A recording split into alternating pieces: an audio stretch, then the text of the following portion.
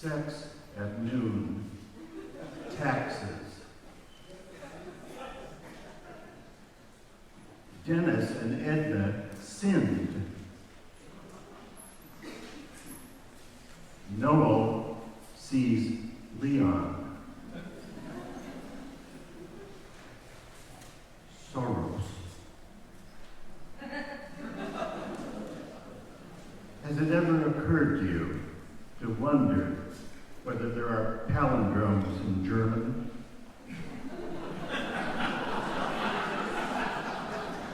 Well, there are. For example, ein Esel lese nie.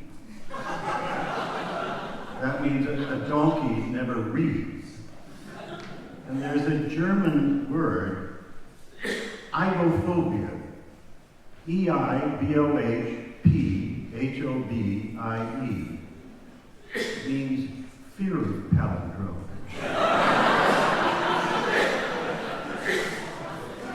Now, the question before us is, did Anton Webern suffer from ibophobia?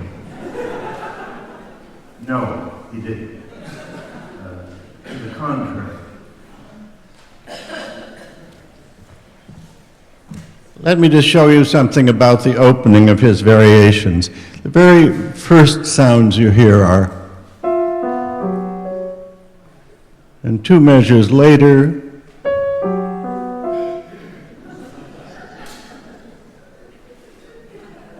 I'll play that again.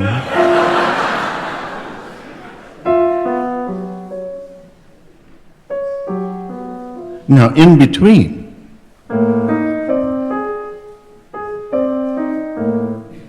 so that if I put that all together,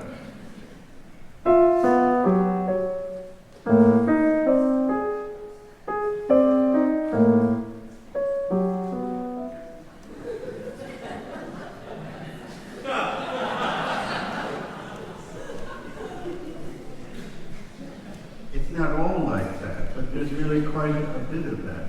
Aren't you glad you came to the pre-concert?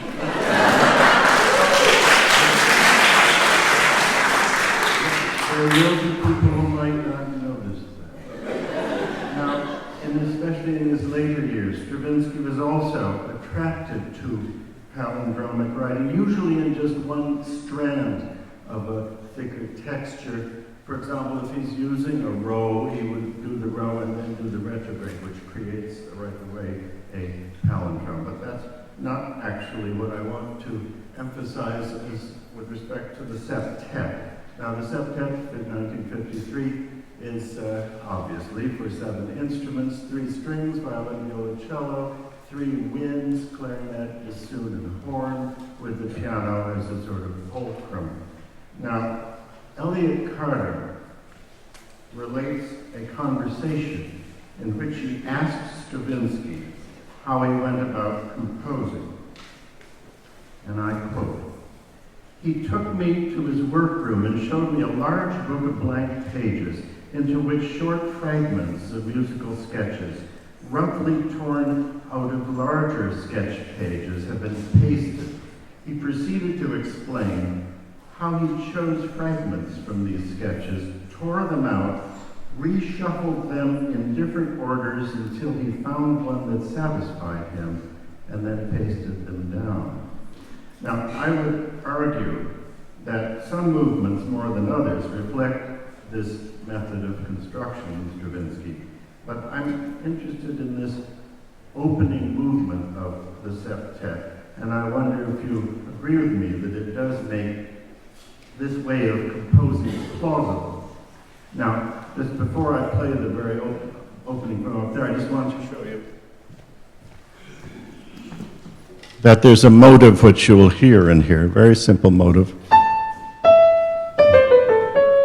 which moves between A minor and A major, rather the way the Gesualdo piece that you heard this morning does. And this A minor, A major, much of the septet relates to that tonality. But I want you to hear, I'm going to actually play you a number of of bits from this first movement, which I think are kind of fragments. They're set apart with pauses, sometimes actual silence, sometimes just sustained notes. But let's hear a bit of this now. The first one.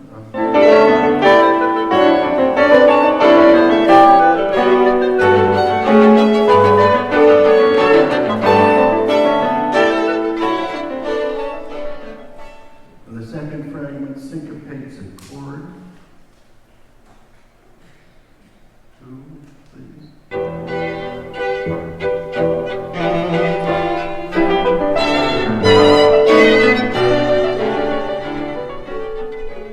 Incidentally, these aren't the whole fragments. I'm just giving you a taste of it, something to stick in your ear when they come. The third one, piano response. Then a fugue.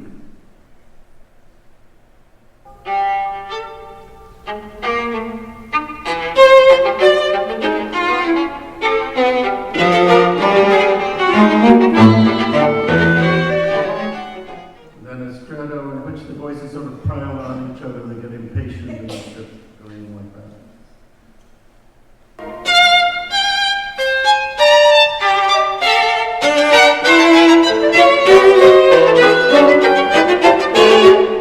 And then slashing chords, a few left over from the right of spring.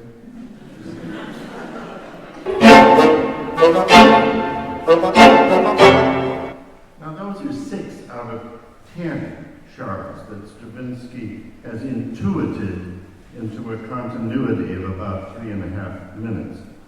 There's some recurrence, and with a little strain we can relate the movement to sonata form, because there's a reprise about 2/3 in. But my idea is that this is a pretty good example of the approach that Stravinsky described to Carter.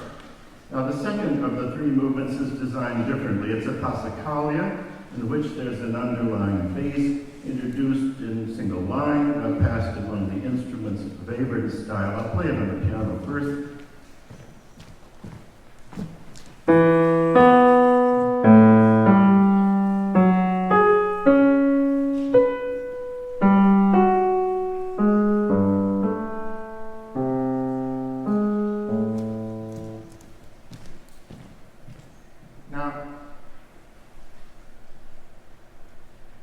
That might strike you as a 12-tone row, but it's actually not.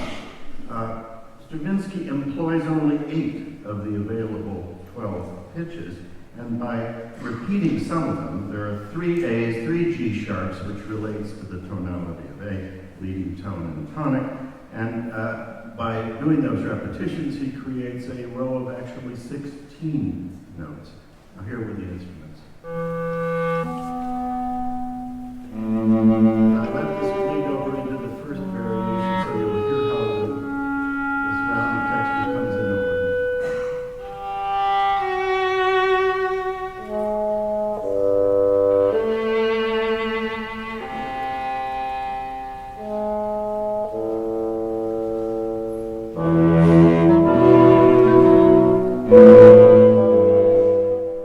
Now, the music gets increasingly complex.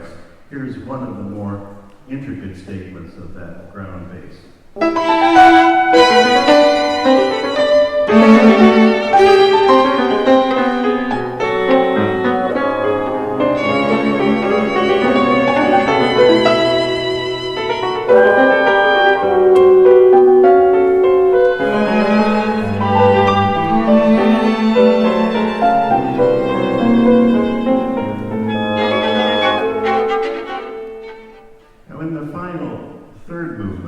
Septet, which is a G in rhythm but a double fugue in form, Stravinsky continues his preference for taking only 8 of the available tones and constructing rows and assigning them to different instruments. And by not exploiting the full chromatic spectrum, he finds himself with one foot in tonality and the other in, I hate to say atonality, because I know the mention of the word causes some people to feel ill.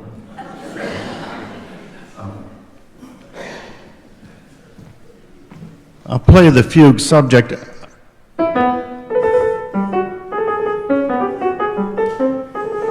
And there's an A. You wouldn't guess that, but it's exactly the same set of pitches as. But because of the different rhythm and the fact that they're squeezed pretty much into one octave, you wouldn't recognize it, but that's the same 16-note row.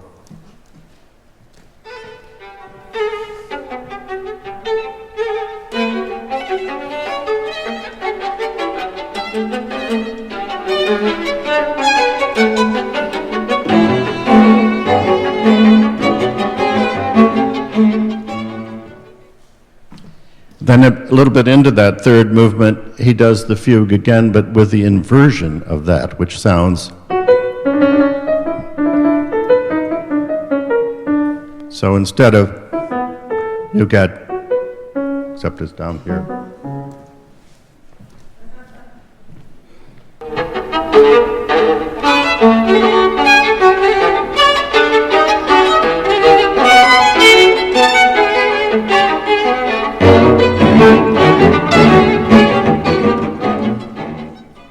Something similar actually happens in the concerto for two pianos, which we heard last weekend, this double fugue idea of a set of entries with one subject and then turning the subject upside down for another section. The model for that is actually probably Beethoven's Opus 110 Piano Sonata. Now, with respect to Circus Polka, there was a famous phone conversation with George Balanchine.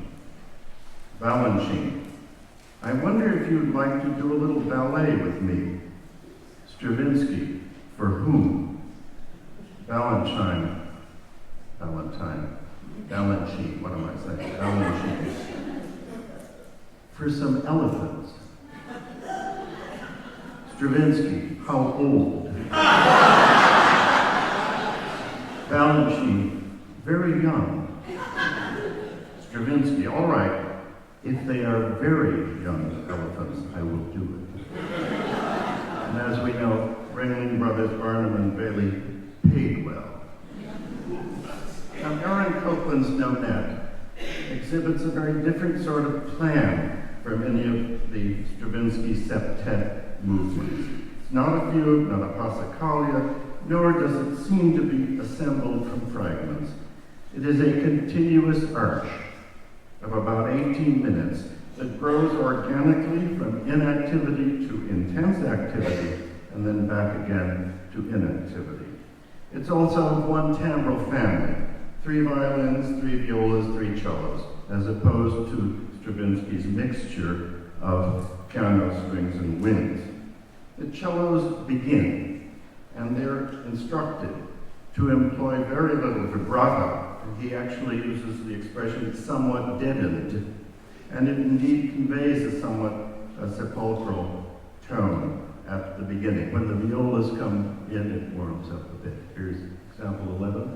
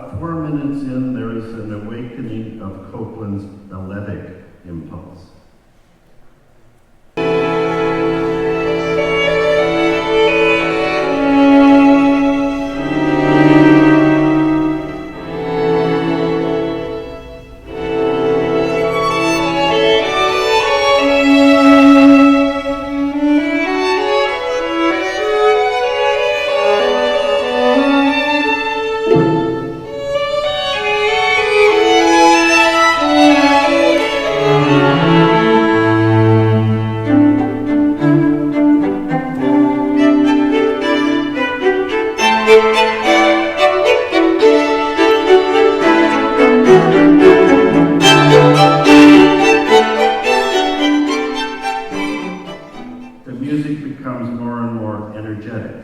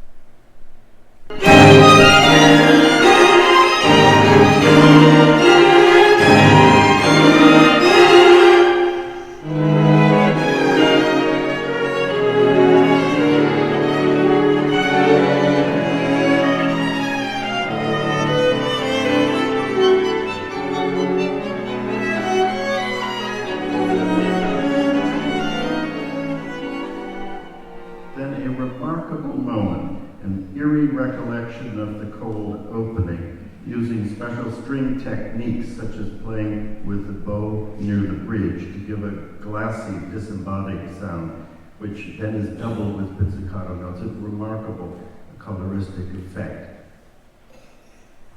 I don't hear it. Low, Dennis? It's coming, it's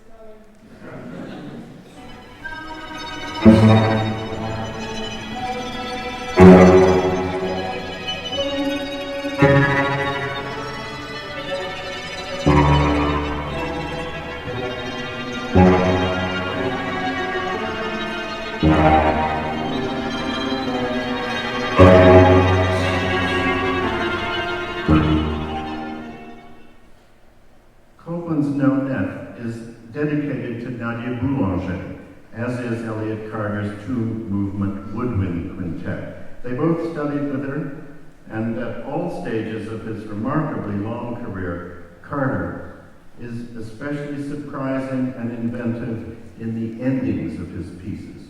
Rarely emphatic or triumphant, they are usually whimsical or ironic. I want you to hear the last 60 seconds of this piece of the second movement and notice the ragtime rhythm. This is Elliott Carter's wind quintet.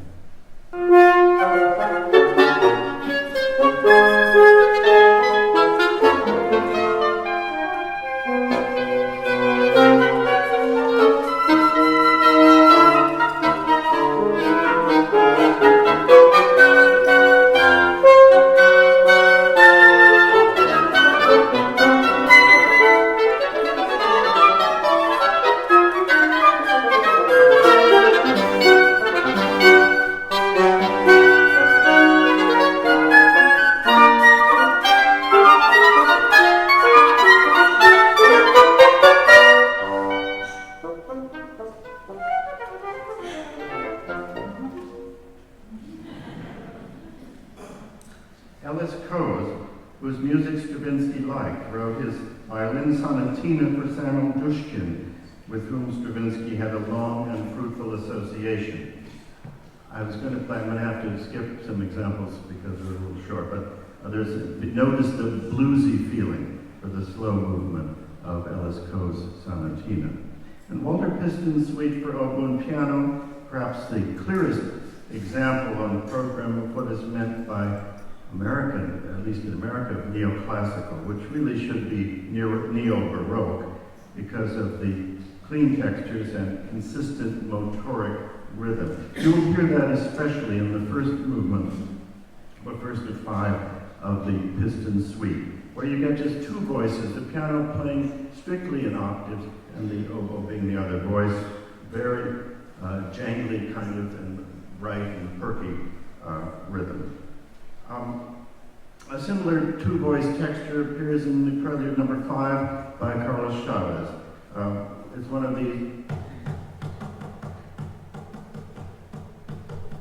a bit of a Latin lilt to the rhythm. Very, very diatonic piece. It's an antidote to the Carter and Stravinsky.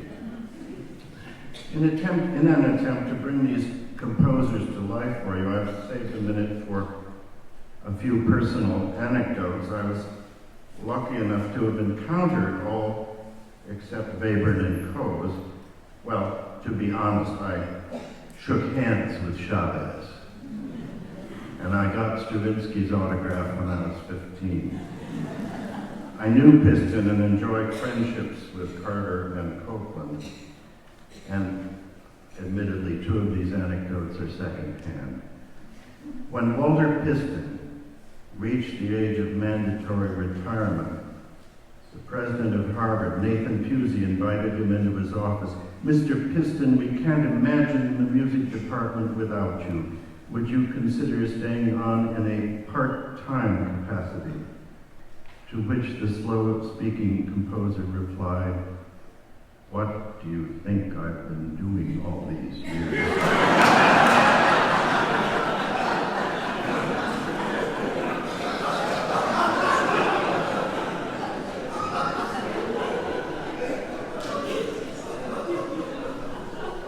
Once when I was with Copland, he had been to the White House to receive an honor from President Carter. He was especially taken with Rosalind Carter, at whose table he was assigned to sit. Very intelligent lady, very impressive. I asked, "Did she know who you were?" And he replied, "Well, if she did, she didn't let on."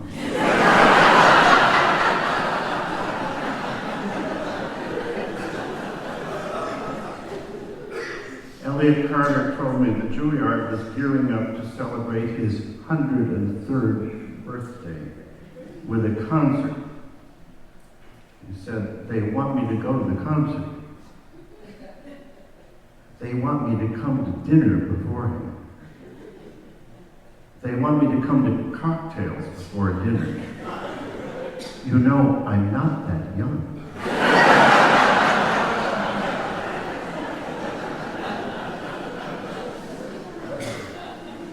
Late in his life, Stravinsky was in Santa Fe for concerts in which he shared conducting duties with Robert Kraft.